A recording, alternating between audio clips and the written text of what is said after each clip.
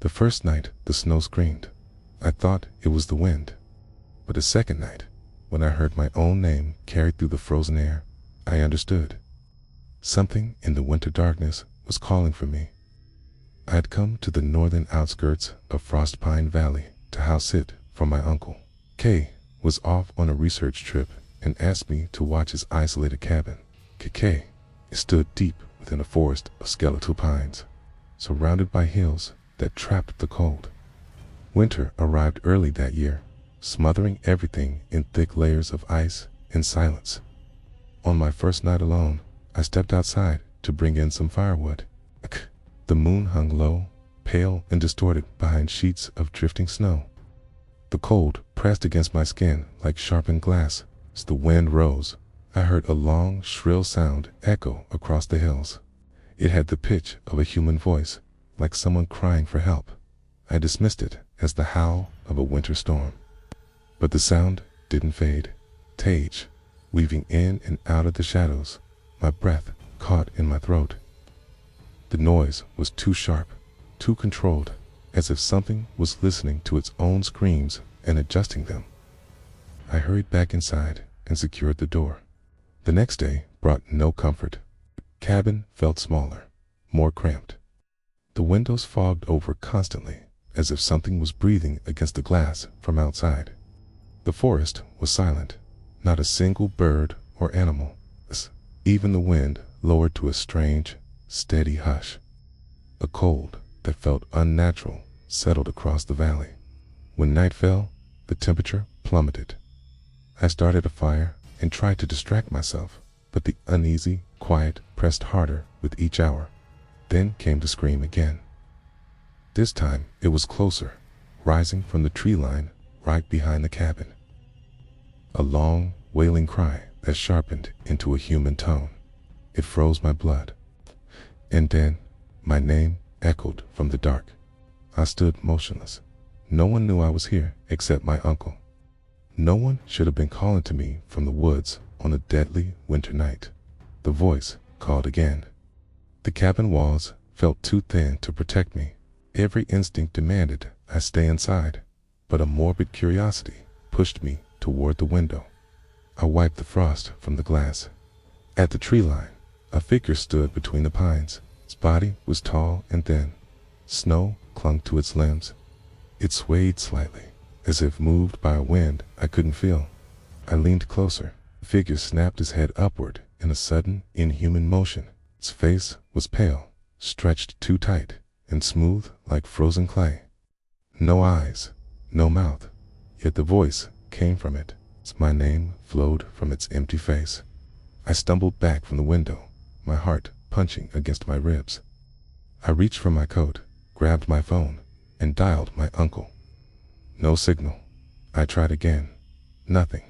The voice grew louder, stronger, more confident. It felt like the creature was learning the shape of my name with every call. Suddenly, the cabin grew colder. The fire dimmed as if it were being pulled downward. Frost spread across the walls in crooked patterns that looked like skeletal hands. A low, humming vibration rose from beneath the floorboards, like the cabin itself was shaking in fear. I backed away as something tapped at the front door. Once, twice, 3 slow, deliberate taps. I held my breath. The tapping stopped. Then I heard heavy, slow footsteps moving along the porch. The wood creaked under a weight that didn't sound human. The footsteps stopped right at the window. I heard a faint scratching against the glass. I refused to look. The scratching grew faster, harder, until a thin crack split the glass. I ran to the far side of the room and pushed a chair beneath the back door handle. My breath puffed in front of me as the temperature continued to fall. Then the voice came again, this time sounding exactly like me, my own voice calling my name from the front door. Hearing my own voice coming from that ting twisted my thoughts until I could barely think. The door handle turned slowly. The chair shook. Something was pushing from the other side. I pressed my back against the wall, my hands shaking uncontrollably. The chair slid an inch. Then everything stopped. Silence. Long, heavy silence. The fire flickered back to life. Okay. For a moment, I thought I'd imagined it all. I moved toward the door to check the lock.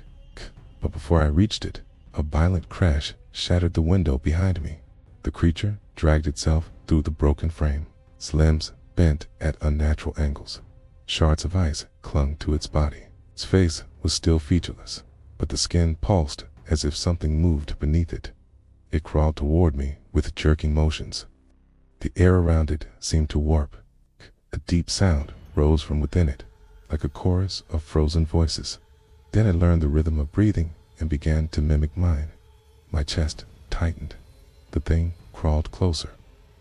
I bolted for the back door, ripped it open, and ran into the blizzard. The storm swallowed me immediately. Snow blinded me. I forced myself through the drifts, each step heavier than the last. I didn't know where I was going. I just knew I had to get away. Then I heard footsteps behind me, slow at first, then faster. It was following my exact pace. When I stopped, the footsteps stopped. When I ran, it ran. I turned in panic. Through the swirling snow, I saw its pale shape gliding across the white ground. Its movements were smoother now, more coordinated. I learned how to walk by watching me. I reached the edge of a frozen lake and slipped. Ice cracked beneath my weight. The creature stepped onto the ice without hesitation. I scrambled to my feet and ran, but before I reached the tree line, I heard a sharp, splitting crack. I looked back. The creature had fallen through the ice, vanishing into the black water. The lake sealed over it, silent again. I stayed frozen in place for what felt like forever before I dared to move. When I finally returned to the cabin, the fire glowed warm. The window was shattered, but the room was empty. I told myself it was over. But the next night, as I lay awake in the cold cabin, I heard tapping on the front door. 3 slow taps. Then I heard my own voice calling from the lake outside. If you enjoyed the story, please like and subscribe for more stories.